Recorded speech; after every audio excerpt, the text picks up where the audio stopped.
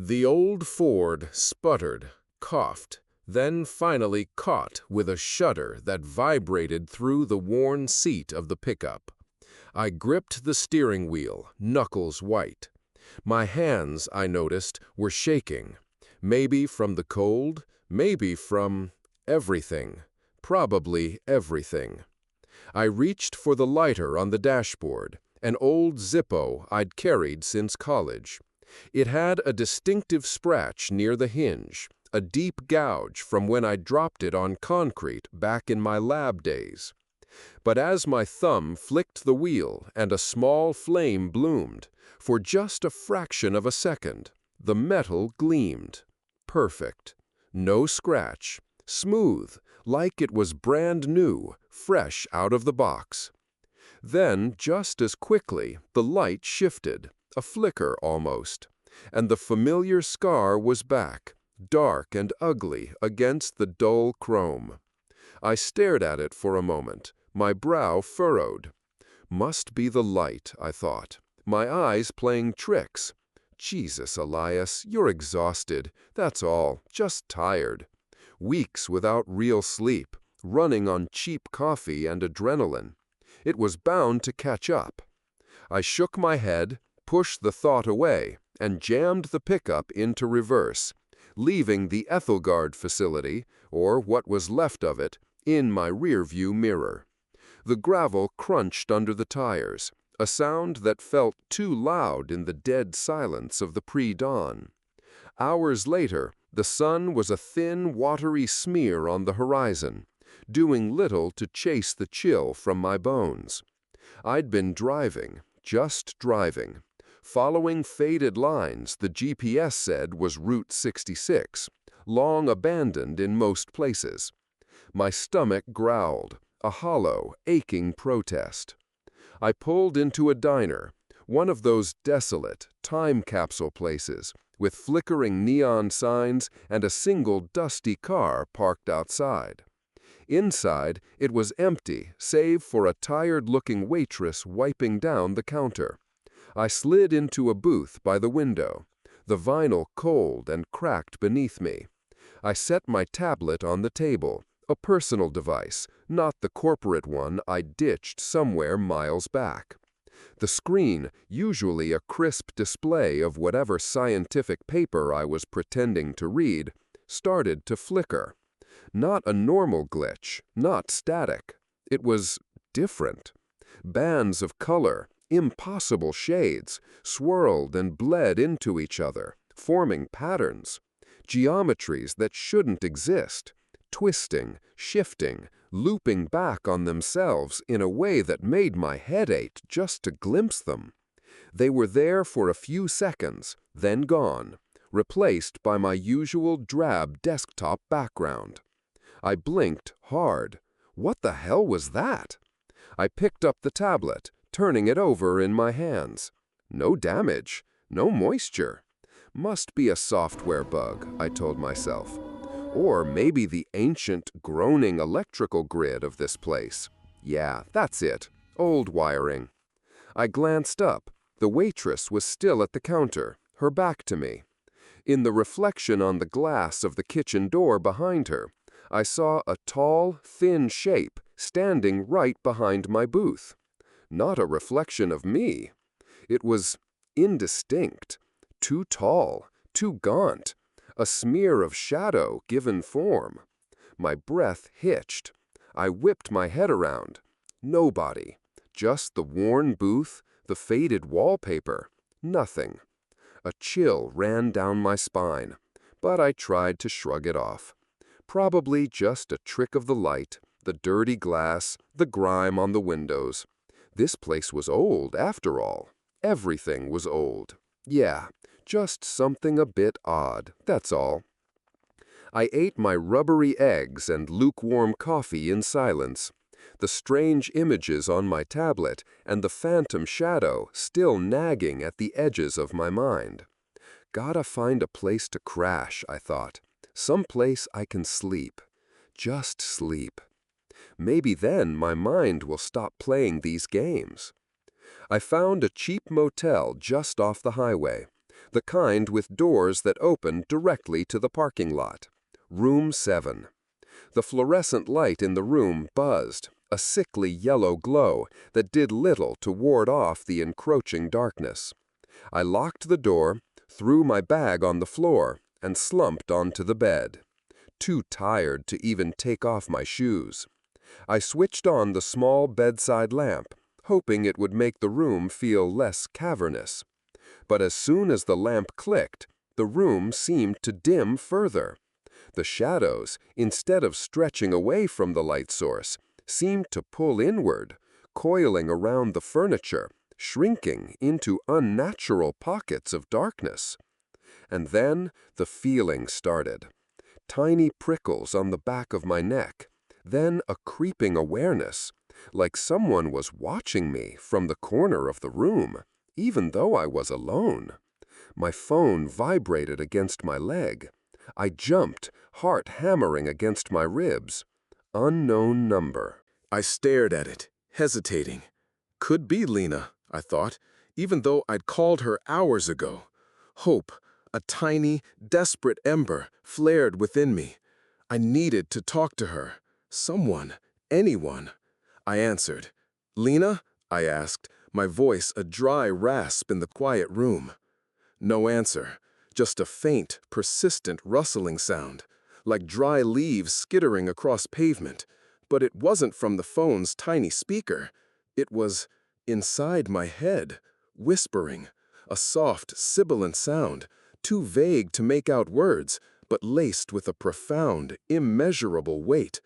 My blood ran cold, my scalp tightened. A blast of frigid air, sharp and icy, swept past my ear. Though the window was closed, sealed shut, I was sure of it. It felt like a breath. I stumbled backward, the cheap motel wall providing a jarring impact with my spine. The phone slipped from my sweaty fingers, clattering onto the worn carpet. My chest heaved. I bent over, hands on my knees, trying to catch my breath. No, no, no. This wasn't real. This couldn't be real.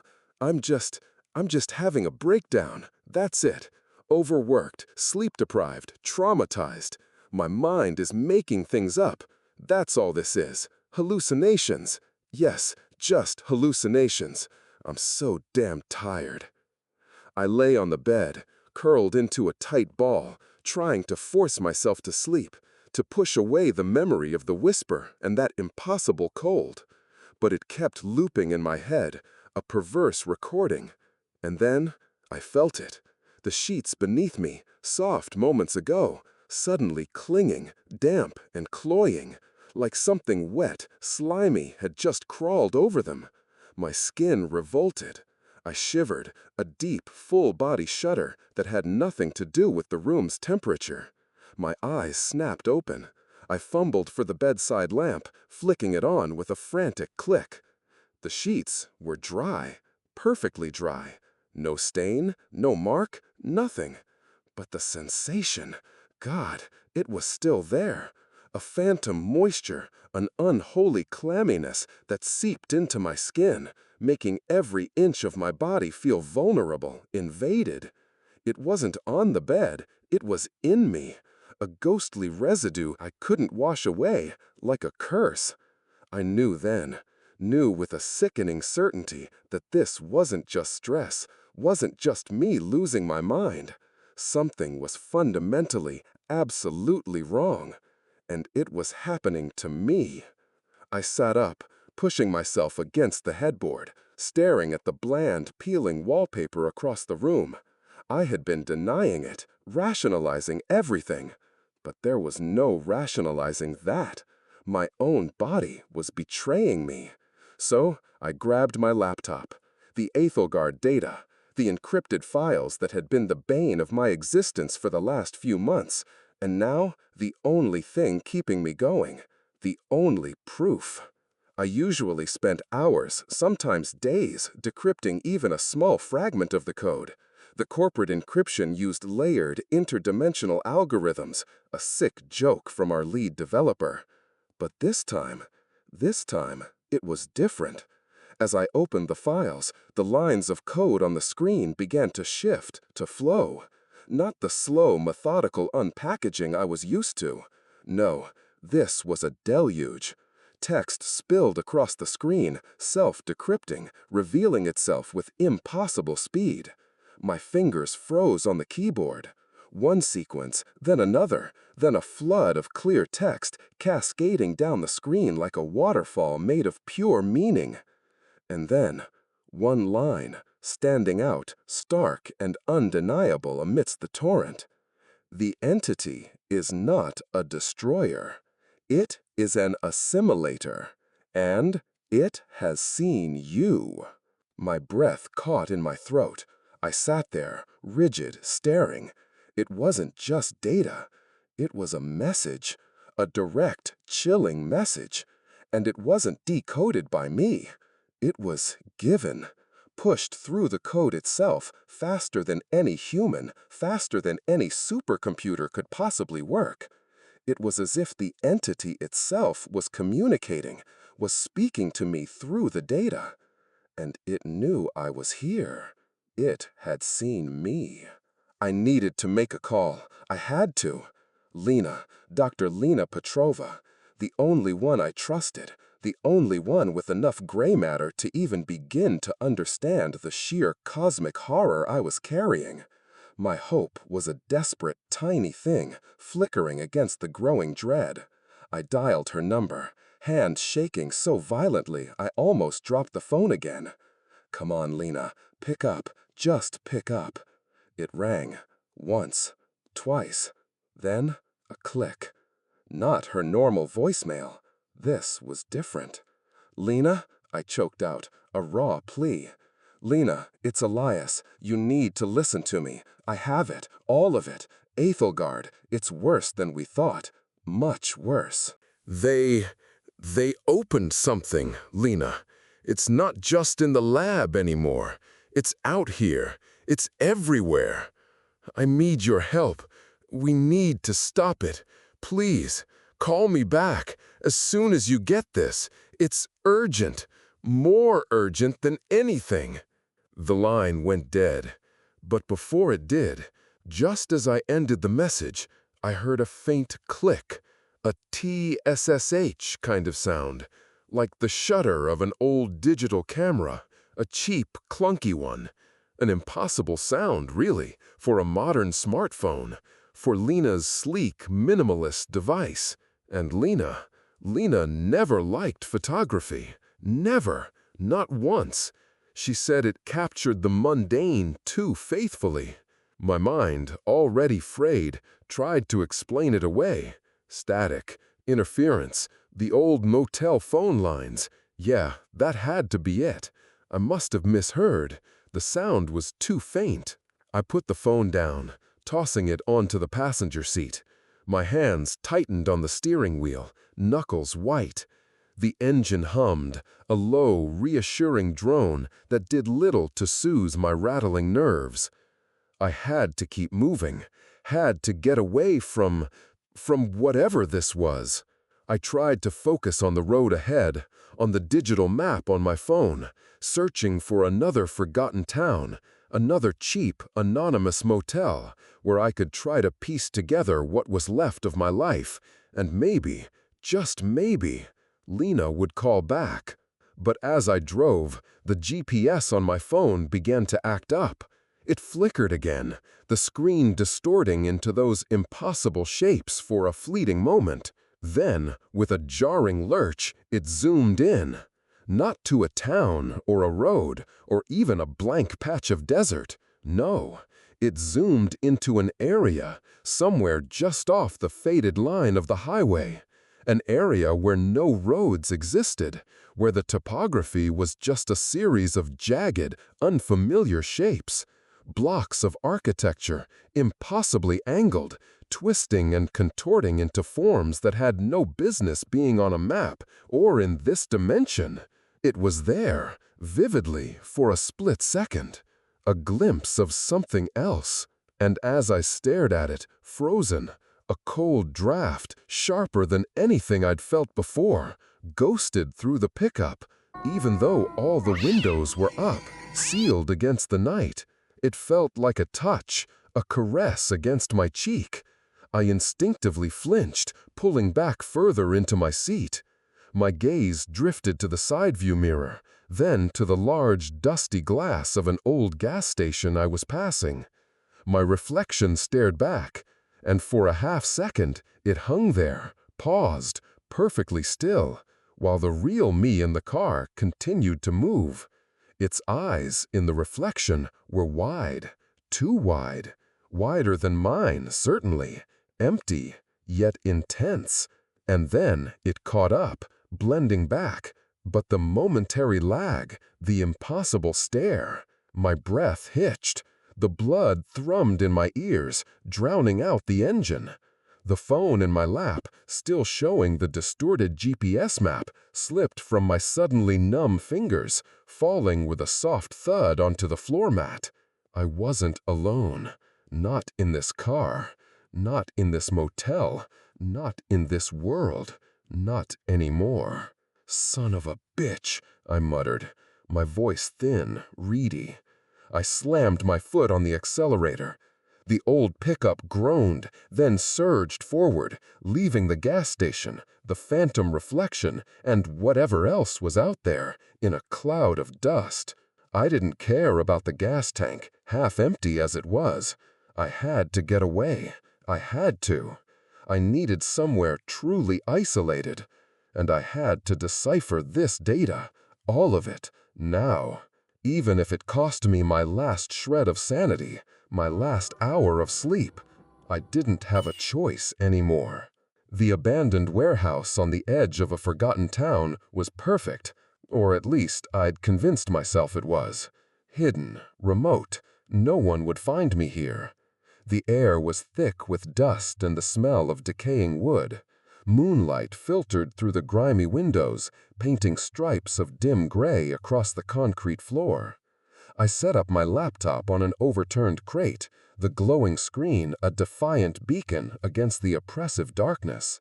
This was it, the core, the most complex, most resistant files in the Athelgard data. I started digging, ignoring the tremor in my hands, the constant cold prickle on my skin. Hours passed, blurring into an endless cycle of code and anxiety. And then I found it, a hidden video log from the final weeks of Project Chimera, the one that opened the door. The footage flickered to life on my screen.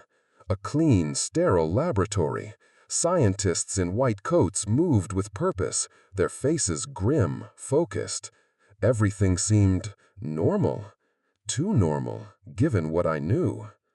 One scientist, a woman I vaguely recognized, turned her back to the camera, walking towards a large observation window. But in her reflection on the glass, something was off, horribly off.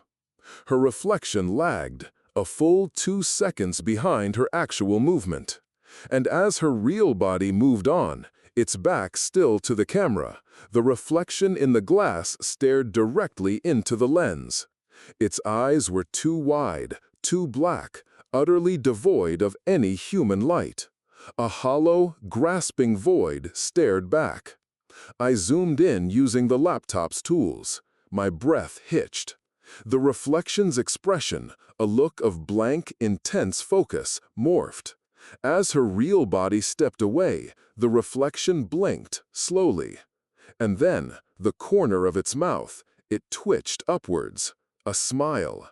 Not a human smile. A slow, stretching, impossible smirk, full of something ancient and malevolent, completely wrong for the woman whose face it wore. It was an echo of a smile, a distorted mimicry, more a tear in the fabric of her humanity than an expression. My blood turned to ice. It wasn't just the environment. It wasn't just glitches in technology. It was them. It had started invading people, infesting them. And that look, those eyes, that smile, I had seen it. I was sure of it. In the faces of the people I'd passed on the road, the vacant stares of the old diner waitress, the unnervingly wide eyes in my own reflection at the gas station window. And then a deeper, more profound horror gripped me, twisting my gut. Earlier that morning, before I left the Ethelgard grounds, when I was washing my face, my reflection, illuminated by the harsh, cold fluorescent light of the facility's washroom, did I see it then? A flicker in my own eyes? A subtle shift in my own expression? A grimace that wasn't mine? The thought, cold and venomous, burrowed deep into my mind, destroying something vital. It wasn't just physical reality that was being torn apart. It wasn't just data corruption. It was something far, far worse. It was inside people. It was inside me. Shaking now, truly shaking, I slammed the laptop shut. The screen went dark, but my reflection, pale and drawn, was still visible on the polished surface. I stared at it, my breath coming in ragged gasps. Underneath my left eye, a faint wrinkle. I hadn't noticed it before, or maybe I'd dismissed it as exhaustion. But it wasn't just a wrinkle. It snaked, a tiny, almost imperceptible line, curling upwards, not in a natural way. It was too precise, too geometric, like the impossible shapes on my tablet screen earlier, like the patterns on the lighter that had glitched. I slowly lifted a trembling hand, tracing the line with my fingertip. It didn't hurt, but beneath the surface, beneath my own skin, I felt something. A faint tremor, a deeper layer, as if my skin wasn't entirely my own anymore. No, it wasn't just outside. It was inside. It had started. My body, my very self, was not safe. I was becoming an instrument of observation, a lens, yes, but one being slowly twisted, warped from the inside out. I was turning into what I was fighting. And the truly terrifying thing? I wasn't just witnessing the decay. I was becoming it. I drove, just kept the old Ford rolling, the engine groaning a tired protest that mirrored the one in my own chest. The sun, when it came up, was thin and weak, and the landscape around me seemed to have been washed out, like an old photograph left too long in the light. Nothing felt quite real, not anymore. I passed a cornfield, miles of dry, brittle stalks stretching out to either side. They rustled in a breeze I couldn't feel, a sound like dry bones rubbing together. And then I saw it. Just a patch, maybe 50 feet in from the road. Some of the stalks, instead of standing straight or just bent by the wind, were twisted. Not broken, not snapped, but twisted. Into shapes that looked almost hexagonal, or maybe octagonal. I couldn't tell from this distance, but they curved in on themselves, forming these impossible angles. And the color.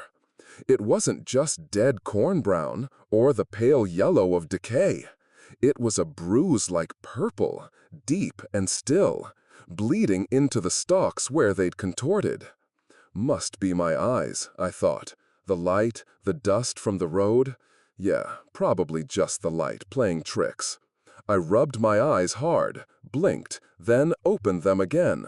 The twisted shapes were still there. The purple still pulsed.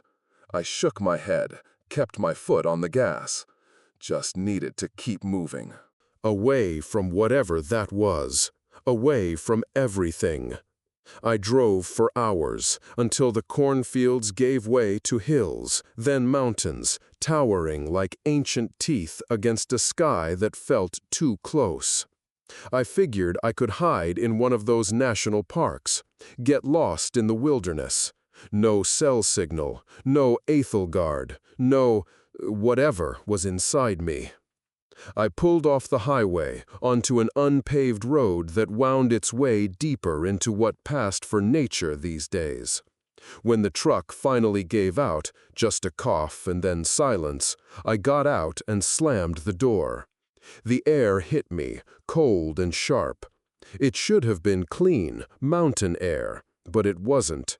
It smelled different, like damp earth and something else. Something metallic, like old pennies, mixed with a faint, cloying sweetness, like lilies that had started to rot. It made my stomach churn. The forest was too quiet. That was the first thing. Not the gentle hum of bugs or the distant caw of a bird. Just nothing. Just the whisper of the wind rustling through pine needles. A sound that, for some reason, felt like it was behind me. I spun around. Nothing. Just trees.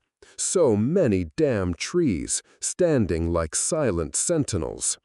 I leaned back against the truck, closed my eyes for a second, trying to clear my head. Just trees, I muttered to myself. Just trees. And then it happened. From somewhere deep within the forest, my own voice came back to me. Just trees, it whispered. But it wasn't an echo, not a natural one. It was distorted, stretched out, warped, like a recording played on a dying tape deck. Just trees. The sound of my own words, coming back to me, but not from me, sent a jolt through my spine. I took a step back, then another. It was following me. My own voice, but not mine. It was closer now, distinct. Just trees, Elias. It was almost a mockery. I backed up until I hit the truck. This wasn't exhaustion. This wasn't some trick of the light. This was something else entirely. I curled up in the truck that night, trying to sleep, trying. But sleep refused to come. Instead, it offered something worse, a nightmare. It felt so real, like it was happening right there in the small, enclosed space of the cab. Lena was there. Dr. Lena Petrova, my colleague, my friend. She was smiling at me, a soft, familiar smile. But then it stretched, further than it should. Her lips pulled back, all the way to her ears, impossibly wide, showing too many teeth. Her fingers, long and elegant just moments before, lengthened, grew bony, gnarled, like dry branches.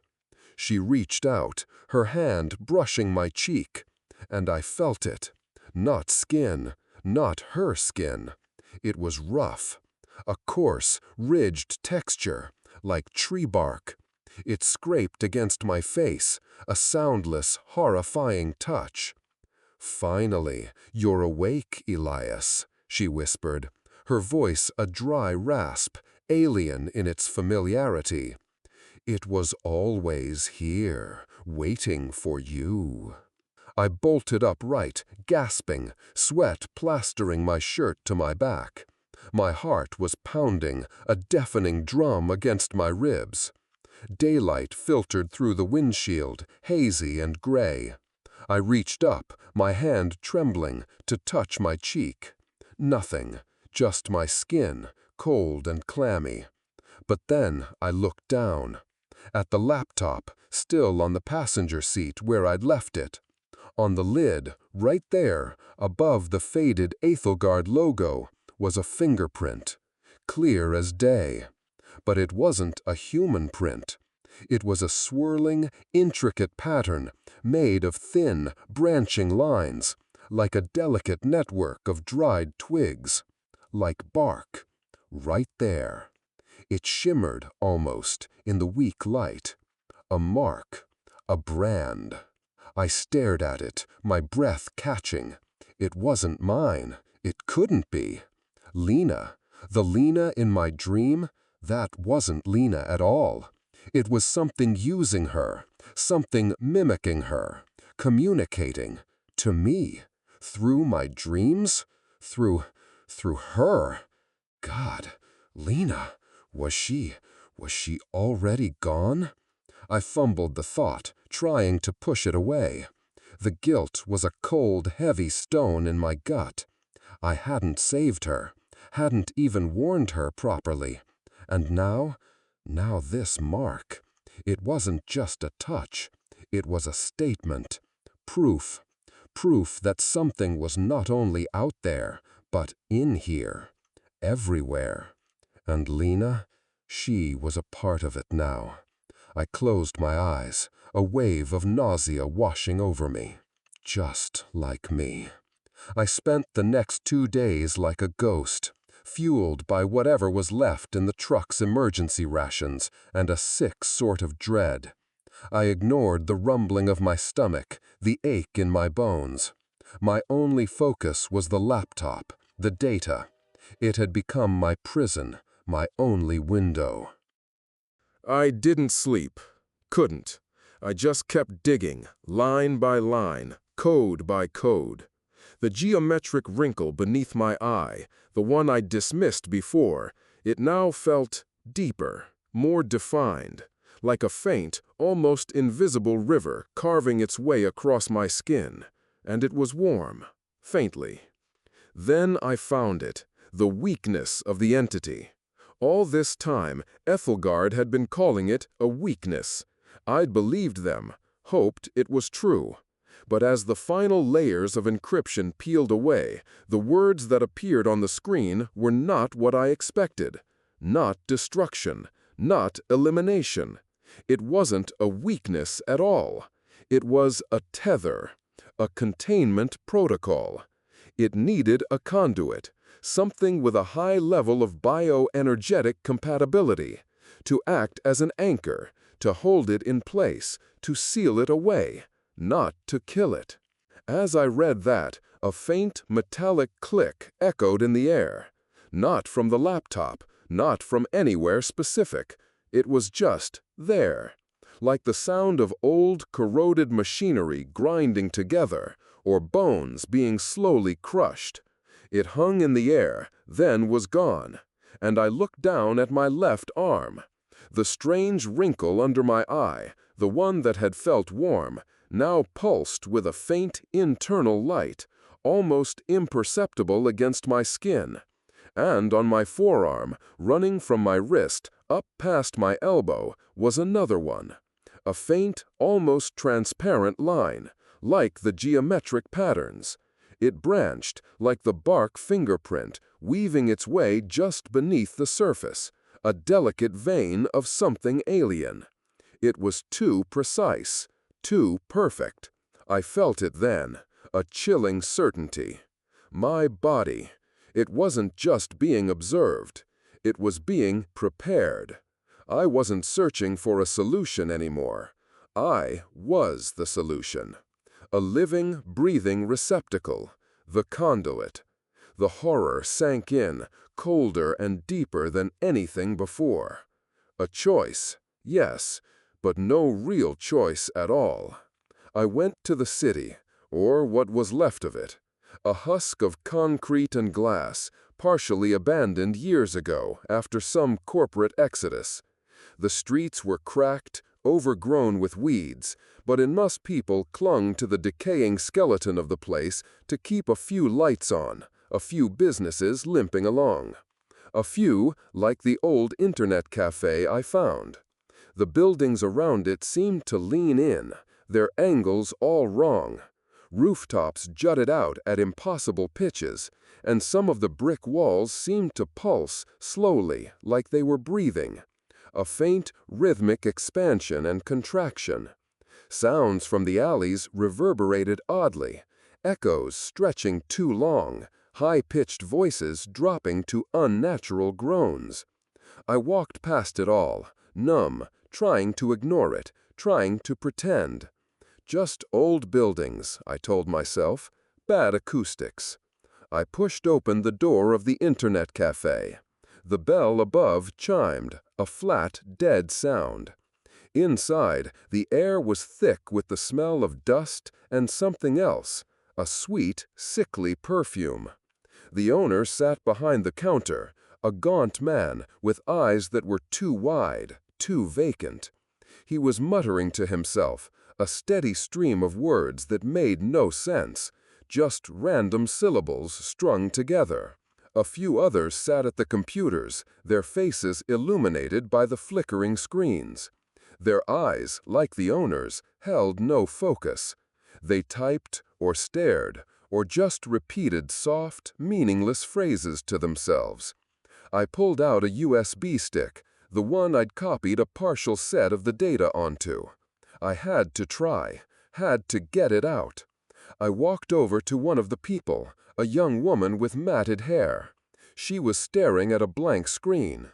"Here," I said, holding out the USB. "Take this. It's important. It's a warning." She looked up. Her eyes were glazed over, but her mouth moved. "The patterns, they sing. The patterns," she rattled off, then went back to staring at the blank screen. I tried another empty gaze, another string of words that had no meaning.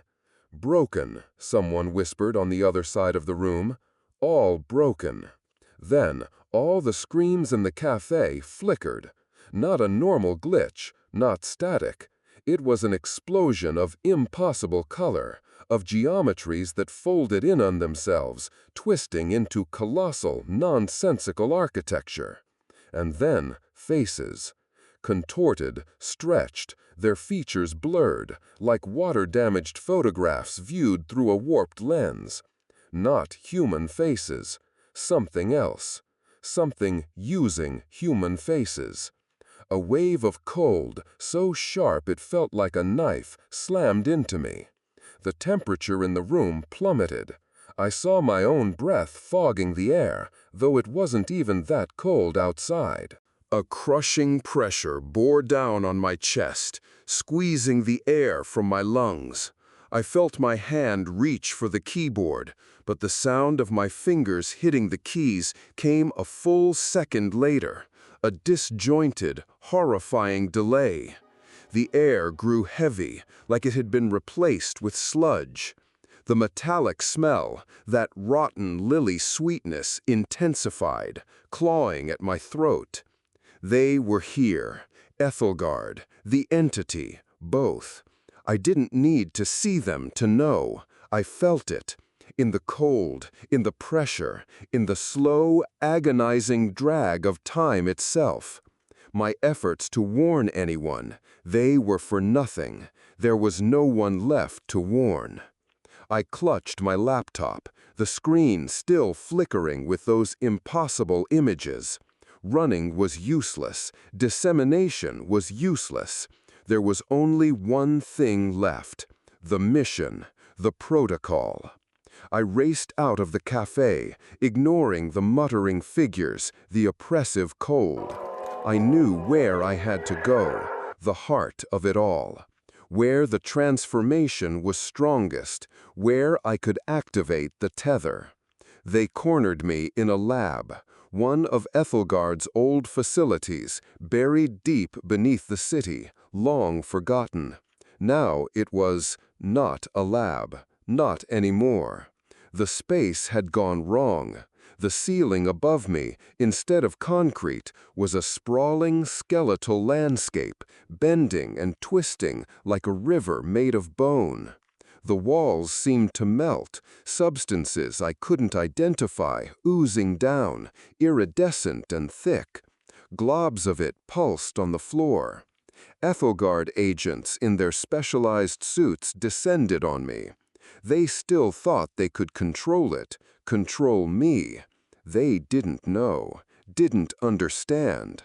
One of them reached for me, his gloved hand closing over my arm. And in that instant, his suit, his skin, everything went rigid, like stone. Then, with a soft, grinding pop, it cracked, tiny fissures appearing across his helmet, his body.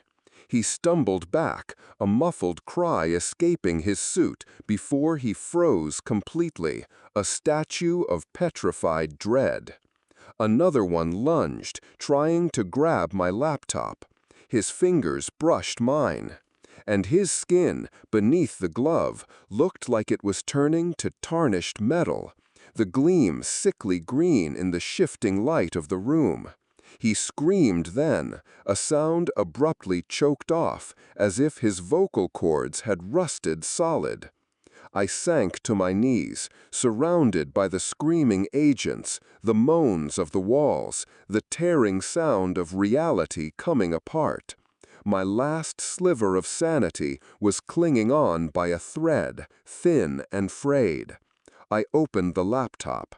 The data on the screen seemed to glow, a stark white light against the writhing darkness. My trembling fingers found the protocol. I didn't think, couldn't think, I just activated it. A blast of pure energy erupted from me. Not light, not sound, just everything. A colorless, soundless force that ripped through the room. I felt space and time stretch, warp, pulled taut like elastic. My body became a doorway, a conduit, just as the data had said. My mind, it tore into a million pieces, dissolving, scattering, washing away into a chaotic, unfathomable cosmos. I screamed, a sound no one heard, no one could. It wasn't a scream of fear, it was a scream of release, of terrible, absolute acceptance. Beneath me, where I knelt, a singular, impossible black hole opened. No gravity, no light, just a void, tearing a seam in the fabric of existence itself. The entity, whatever it truly was, did not die. It was not destroyed. It was sucked down, drawn into that new prison, confined within a sub-dimension created from the very sacrifice of my being. The force faded. The black hole drew closed, leaving behind an after-image that burned in my mind's eye, or what was left of it. I lay there, on the floor, amidst the petrified agents, the weeping walls, and the terrible, terrible silence. I was still breathing, still alive, but I was not Elias, not anymore. The area where I'd made my stand, the facility and the city district above it, never recovered. It became a forbidden zone, a scar on the face of the earth. Plants there grew in impossible spirals, their colors shifting with the phases of a moon that often seemed to have two reflections in the sky.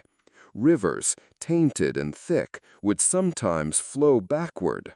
And at dusk on the horizon, people said you could see flickering lights, not from the sun or stars, but from somewhere else, from those other dimensions, just beyond the veil. Sometimes, when the wind was just right, carrying the scent of metallic moss and decaying lilies from the forbidden zone, you could hear whispers. Not distinctly, not like a voice you could pick out of a crowd, but in the air itself, in the way the silence was distorted, a resonance, repeating something over and over. They were not ready, not ever. No one knew if it was a warning, a regret, or the slow stretching smile of the entity itself, waiting for the day to break free again.